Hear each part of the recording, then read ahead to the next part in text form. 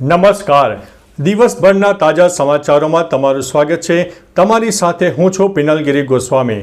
સમાચારો વિસ્તારથી જાણીએ એ પહેલા મહત્વના સમાચારો ઉપર એક નજર. મિત્રો, આજના સમાચારમાં વાત કરીશું શાળાની આજુબાજુ તમાકુ વેચતા દુકાનદારો દંડાયા છે.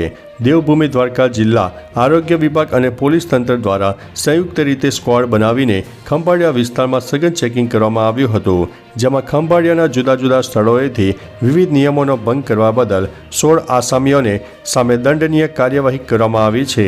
આ લોકો શાળાની આસપાસ તમાકુનું વેચાણ કરતા હોવાનું સામે આવતા તેઓને દંડ ફટકારવામાં આવ્યો છે. મિત્રો, અન્ય મહત્વના સમાચારની વાત કરીએ તો VS હોસ્પિટલનું રિનોવેશન શરૂ કરવા માંગ. ગરીબ અને મધ્યમ વર્ગીય દર્દીઓ માટે એક જમાનામાં સર્વશ્રેષ્ઠ ગણાતી VS હોસ્પિટલને અમદાવાદ મ્યુનિસિપલ કોર્પોરેશનના ભાજપના સત્તાધીશોએ નવીનીકરણ કરવાના નામે સુપર મલ્ટી સ્પેશિયાલિટી સેવાઓ બંધ કરી દીધી છે. VS હોસ્પિટલ માટે દર વર્ષે કરોડો રૂપિયાનું બજેટ ફાળવવામાં આવે છે, છતાં પણ હોસ્પિટલને રિનોવેશન કરવામાં આવી નથી. તેથી વહેલી તકે તે રિનોવેશન શરૂ કરવા માટે માંગ પણ કરવામાં આવી છે. મિત્રો, અન્ય મહત્વના સમાચારની વાત કરીએ તો રિક્ષા મૂકવા જેવી નજીવી બાબતે ઝઘડો થતાં આધેડની હત્યા થઈ છે. અમદાવાદ જિલ્લામાં હત્યાની એક ચકચારી ઘટના બની છે. પ્રાપ્ત માહિતી અનુસાર અમદાવાદ જિલ્લાના સાણંદ તાલુકાના મોડાસર ગામે રિક્ષા પાર્ક કરવા જેવી નજીવી બાબતે એક જ પરિવારમાં 2 જૂથો વચ્ચે અથડામણ થઈ. મામલો સમગ્ર ઉગ્ર બનતા આધેડ ઉપર હુમલો થયો અને અંતે તેમનું મૃત્યુ થયું હતું. આ હુમલામાં 2 લોકો ઈજાગ્રસ્ત પણ થયા છે. મિત્રો, અન્ય મહત્વના સમાચારની વાત કરીએ તો ICUમાં એડમિટ બાળકનો 1.20 લાખમાં સોદો. પાટણમાં નકલી ડોક્ટર દ્વારા પરિવારને અનાથ બાળક દત્તક લેવડાવીને 1.20 લાખની છેતરપિંડી કર્યાનો કિસ્સો સામે આવ્યો છે. પરિવાર સાથે ₹51ના ટોકનથી ખેલ શરૂ થયો.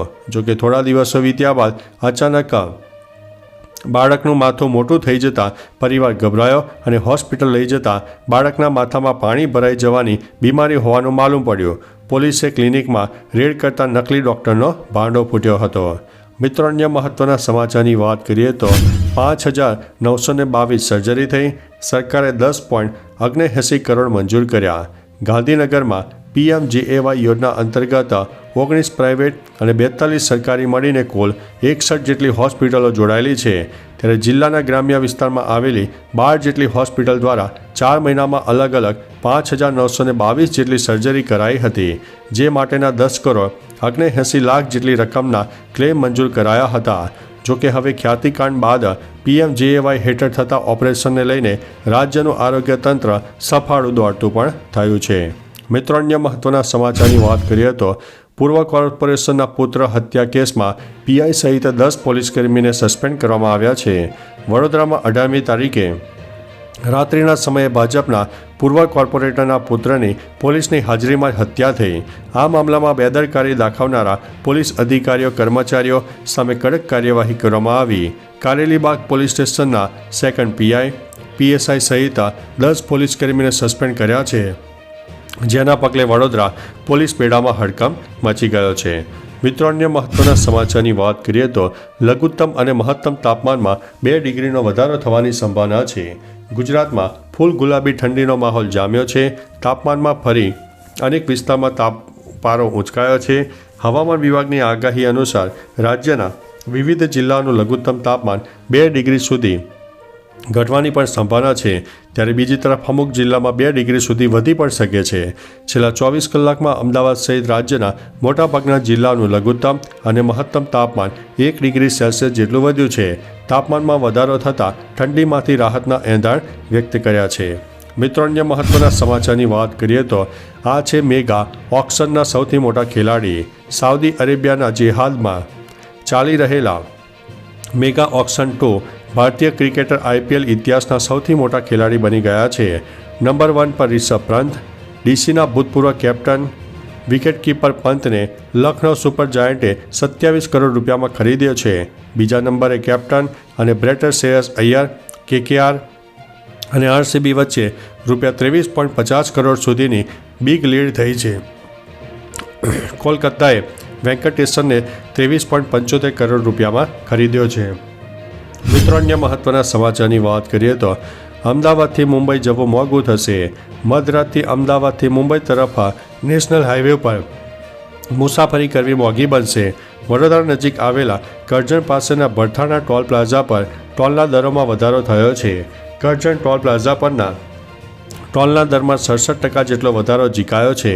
અગાઉ કારના 105 રૂપિયા વસૂલાતા હતા, તેમાં વધારો થયો છે. રાતથી કારના ટોલ નાકામાં ભાવ વધારો 155 થતાં વસૂલાત પણ કરવામાં આવી છે.